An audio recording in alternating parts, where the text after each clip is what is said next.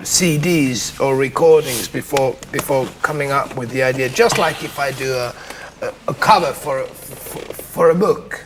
I did a cover for Bret Easton Ellis's Glamorama, and I read it about the 3 movie. times. Oh, shut up.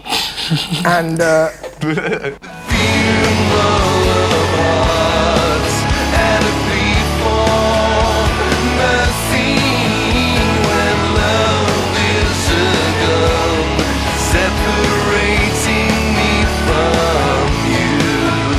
most of the Finnish directors want to,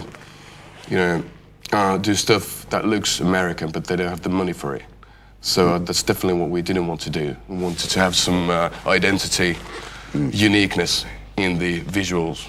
Talking about the video, we had the possibility of doing it that way, this time around, which was excellent. We checked out all those videos; they were crap. We were laughing about them, and then came a couple of things he'd done, and we sort of like immediately.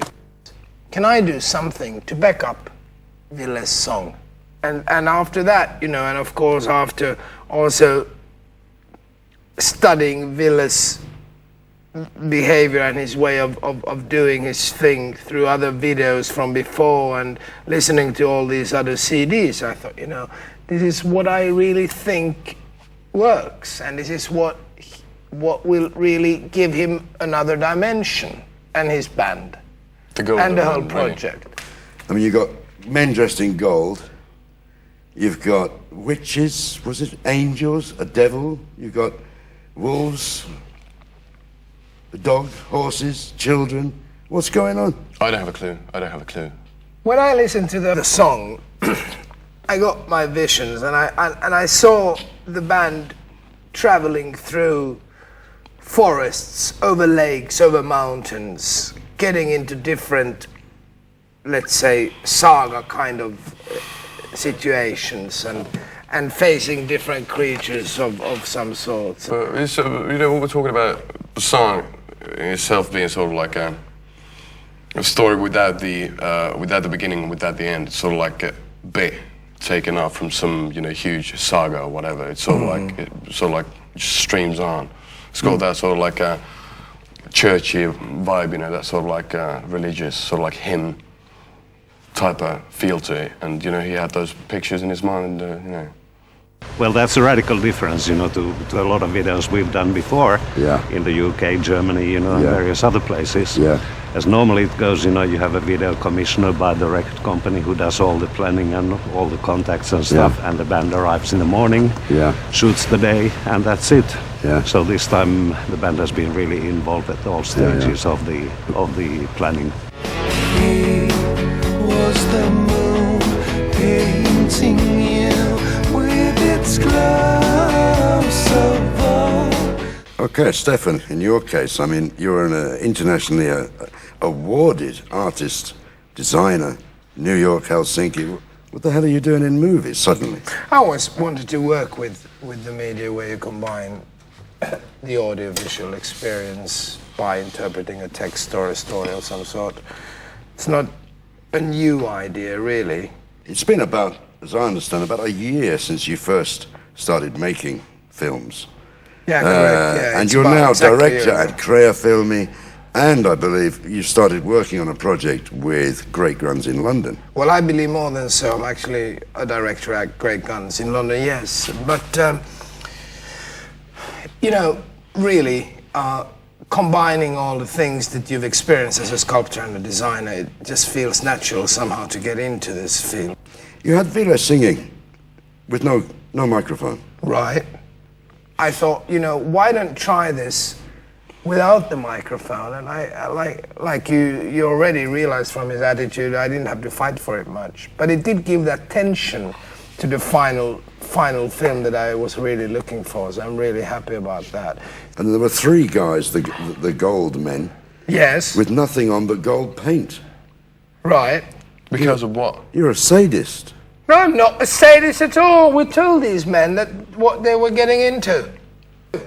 At least, I didn't, but our line producer did. We painted them with gold paint. I thought, well, that might at least cover them a little bit. And they don't have to be out there for about more than 2-3 minutes at a time, right? And then we have a sauna just next to the hill where they were standing in the freezing snow. But they did a brilliant job, these old guys. He didn't visualise, for example, 3 gold men. I mean, men. Thank God I didn't. Well, absolutely, yeah. I mean, you've got Thanks a problems. lot. To me, the golden men were just an obvious idea, just came to my mind. I have no idea where. You can probably read Sigmund Freud and ask my mother. He was the fire, restless and wild, and you were. I'm thinking about, you know, when I see the short, like, couple of seconds of me rowing that boat there, just thinking of how fucking cold it was, you know, all that, you know, what happened during the shoot. He was really pissed off at me for forgetting about that rowing boat, because I forgot to tell him about it beforehand. But how did you get on with the boat? Well, not really good. Not that well. Oh, come on. Have you rowed a boat before? I It's have, a simple yeah, fact. I have, yeah, but on the lakes, you know, on the lakes and stuff like that during the night, completely wasted. I've done that, but Not in the Arctic normally Ocean. it's not so windy and all that stuff. Yeah, yeah. I haven't been doing that in years. So. It was really difficult guiding him out there on the water, you know. It says, Ville, would you just row a little bit to the left, please? I was like And it was shivering and like shaking. pitch dark. It was still like 8 o'clock in the morning, and I mean, seriously, we have a temperature of perhaps 25, 30 degrees below. The water's flowing, but that's because of what? The Gulf Stream, I suppose. I'm not sure. Luckily, we didn't have any problem with continuity on the film, because Stefan wanted completely different sort of visualizations of every scene, so it didn't matter if it was snowing or raining or if it was warm or cold. He wanted that change, yeah. I mean, he didn't mind that, we just had to work with it. One person you mentioned a second ago, DOP, that was Esa Vuorinen. That's correct, yeah. Why him? Director of photography. Yes. He's got the professional approach that he can grab any circumstance, any situation, doesn't matter what he's got available, and he'll pull it off. What's it like working with Steph? all the troubles and fears he for years tried to forget. I was confident because the band was confident and the director was confident. So I thought all the small pieces will come together. And I think it was good that it was different than the rest of the music videos that we see.